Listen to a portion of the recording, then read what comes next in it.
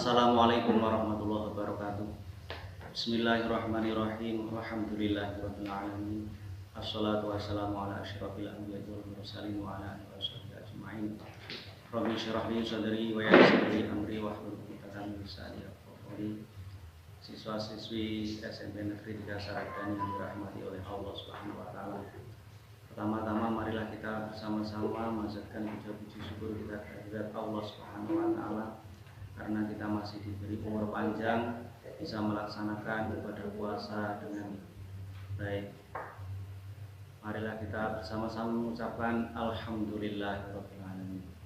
Kedua kalinya salawat beserta salam semoga selalu tercurahkan kepada junjungan kita Nabi Muhammad SAW dengan mengucapkan Allahumma sholli ala sayyidina Muhammad wa ala sayyidina Muhammad. Pada kesempatan ini Bapak akan memberikan materi pondok Ramadan, yaitu materi tentang sholat.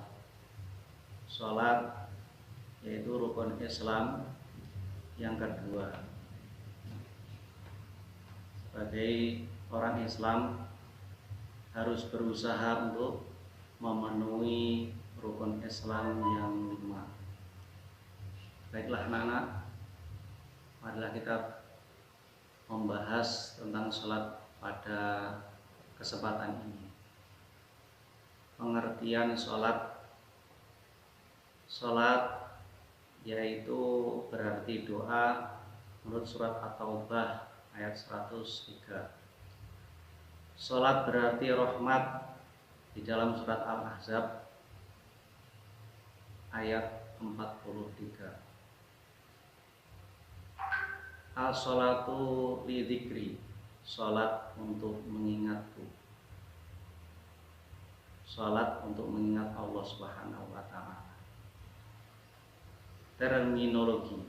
Sholat adalah suatu ibadah yang terdiri dari beberapa ucapan dan perbuatan yang diawali dengan takbiratul ihram dan diakhiri dengan salam. Ini pengertian sholat. Dalil wajib sholat 5 waktu. Bunyal Islam ala khamsin, syahadatu an la ilaha illallah wa anna muhammadar rasulullah, wa iqamatus shalah wa ita'iz zakah wa hajjul baiti wa shaumu ramadhana. Islam didirikan di atas 5 perkara, yaitu bersaksi bahwa tiada sesembahan yang berhak disembah secara benar kecuali Allah dan Nabi Muhammad adalah utusan Allah. Mendirikan sholat, mengeluarkan zakat, mengerjakan haji ke Baitullah dan berpuasa pada bulan Ramadan. Hadis riwayat Bukhari dan Muslim. Kedudukan sholat. As-sholatu imaduddin, faman aqamaha faqad aqamaddin, wa man tarakaha faqad hadamaddin. Sholat adalah tiang agama, barang siapa mengerjakannya maka mendirikan agama, barang siapa meninggalkannya maka meruntuhkan agama Islam itu sendiri. Ibadah yang pertama kali dihisab. Inna awwala ma yuhasabu bihil 'abdu yaumal qiyamati as-shalah. Sesungguhnya yang pertama kali dihisab atas orang hamba di hari kiamat nanti ialah sholat. Hadis riwayat At-Tabrani. Garis pemisah antara muslim dan kafir. Baina rajuli wa bainal kufri tarkus shalah, rawahul al-jamaah ilal Bukhari wa Nasa'i. Beda antara seorang laki-laki muslim dengan kafir ialah meninggalkan sholat. Hadis riwayat jamaah kecuali Bukhari dan Nasa'i. Hukum meninggalkan sholat. 1. Sengaja meninggalkan sholat dan menentang kewajiban sholat, dia hukumnya kafir atau murtad, halal darahnya. 2. Sengaja meninggalkan sholat tetapi masih mengakui kewajiban sholat tersebut, disebut yaitu kafir amali. Ini wajib mengqadha sholat. Yang ketiga, meninggalkan sholat dengan tidak sengaja, wajib menunaikan sholat yang terluput itu di lain waktu atau qadha. Syarat wajib sholat. 1. Beragama Islam, sudah masuk agama Islam, membaca 2 kalimat syahadat. Yang kedua yaitu berakal. Maksudnya yaitu berakal sehat, sudah mumayyiz. Nomor 3 balik, sudah. Untuk laki-laki tandanya yaitu sudah pernah basah, dan untuk perempuan yaitu sudah pernah datang bulan. Yang keempat yaitu suci dari hadas besar dan hadas kecil. Yang kelima yaitu sadar betul-betul syarat sah sholat. 1. Sudah masuk waktunya sholat. Sudah waktunya sholat, waktu subuh, waktu zuhur, waktu asar, waktu maghrib, waktu isya sesuai dengan ketentuannya. Nomor 2, suci badan, suci dari hadas dan najis, pakaian suci dari najis, dan tempat sholat dari hadas dan najis. Ketiga, menutup aurat. Untuk aurat laki-laki minimal menutup auratnya mulai pusar sampai lutut. Untuk perempuan semua anggota tubuhnya kecuali wajah dan telapak tangan. Keempat yaitu menghadap kiblat atau menghadap Ka'bah Baitullah. Rukun salat. Nomor 1, niat. Niat dibaca di dalam hati, untuk dilafadzkan hukumnya sunnah. Nomor 2, takbiratul ihram, membaca Allahu Akbar. Allahu Akbar minimal telinganya mendengar, didengarkan sendiri. Nomor 4, membaca surat Al-Fatihah pada tiap-tiap rakaat, mulai rakaat awal sampai akhir harus membaca surat Al-Fatihah. Nomor 5, ruku dengan tumakninah. Ruku dengan tumakninah, ruku berhenti sejenak. Perkiraan kadarnya itu membaca subhanallah. Artinya dikira-kirakan yaitu membaca subhanallah, harus berhenti sejenak.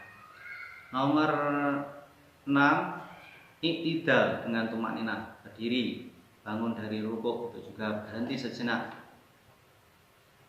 Nomor 7, sujud 2 kali dengan tumakninah. Sujud 2 kali, setiap sujud harus berhenti sejenak sekira membaca subhanallah. Nomor 8, duduk antara 2 sujud dengan tumakninah. 9, duduk tasyahud akhir dengan tumakninah, berhenti sebentar, tidak boleh bergerak sebentar. Nomor 10, membaca tasyahud akhir, minimal membaca asyhadu alla ilaha illallah wa asyhadu anna muhammadar rasulullah. 11, membaca sholawat nabi pada tasyahud akhir, minimal Allahumma sholli ala Muhammad atau Allahumma sholli ala sayyidina Muhammad.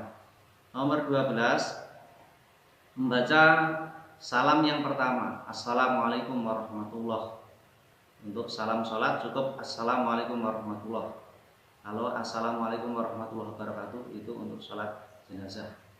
Ini salamnya hanya yang ke kanan saja, umpama tidak salam ke kiri tidak apa-apa. Nomor 13, tertib berurutan mengerjakan rukun tersebut mulai awal sampai akhir. Yang membatalkan sholat. 1, sholat itu batal tidak sah apabila salah satu syarat rukunnya tidak dilaksanakan atau ditinggalkan dengan sengaja.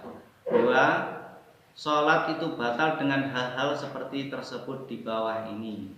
1, berhadas. 2, terkena najis yang tidak dimaafkan, yaitu najisnya banyak. Nomor 3, berkata-kata dengan sengaja walaupun dengan 1 huruf yang memberikan pengertian. 1 kata saja sudah membatalkan sholat. Kalau gerakan 3 kali gerakan. Nomor 4, terbuka auratnya. Nomor 5, mengubah niat, misalnya ingin memutus sholat. Nomor 6, makan atau minum meskipun sedikit. Nah ini berkaitan dengan makan dan minum. Biasanya mau makan, mau sholat, makan dulu atau minum dulu, tidak sikatan. Nah ini masih membawa rasa minuman atau membawa sisa makanan sehingga makanan itu tertelan. Ini bisa membatalkan salat. Nomor 7, bergerak berturut-turut 3 kali seperti melangkah atau berjalan sekali, dan yang bersangatan menggerakkan anggota tubuh 3 kali berurutan. Ini membatalkan sholat. Nomor 8, membelakangi kiblat, tidak menghadap kiblat, menghadap ke timur. Nomor 9, menambah rukun yang berupa perbuatan seperti rukun dan rukuk dan sujud ditambah. Nomor 10, tertawa berbahak. Nomor 11, mendahului imamnya 2 rukun. Ini tidak boleh mendahului imamnya mulai awal sampai akhir. Biasanya yang sering terjadi itu mendahului salam yang kedua. Yang nomor 12 yaitu murtad, artinya keluar dari agama Islam. Untuk yang murtad ini, apabila kembali ke agama Islam lagi, maka dia harus mengqadainya selama dia murtad. Hikmah disyariatkannya sholat.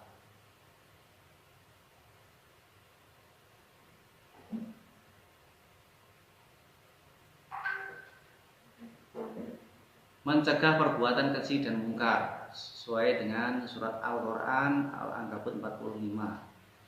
Mendidik menjadi pribadi disiplin karena sudah terbiasa membagi waktu 5 waktu sehari semalam. Nomor 3, melatih menjadi pribadi tangguh.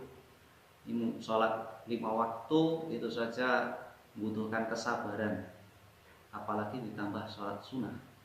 Nomor 4, meninggikan derajat seorang muslim di dunia sampai akhirat nanti. Selanjutnya, nomor 5, membersihkan kesalahan dan dosa. Nomor 6, melatih hidup secara tertib dan teratur. Nomor 7, mengajarkan sifat tawadhu, rendah hati. Rendah hati di hadapan Allah Subhanahu wa taala karena tidak punya apa-apa, tidak bisa apa-apa, adanya karena diciptakan oleh Allah Subhanahu wa taala. Yang terakhir yaitu meningkatkan kesehatan jasmani secara optimal karena melakukan sholat terus 5 waktu ditambah sholat sunnah. Terima kasih anak-anak. Mudah-mudahan materi pada hari ini bermanfaat bagi kita semua dalam kehidupan kita di dunia sampai akhirat nanti. Semoga puasa Ramadan kita diterima oleh Allah Subhanahu wa taala. Amin amin ya rabbal alamin. Saya akhiri. Assalamualaikum warahmatullahi wabarakatuh. Marhaban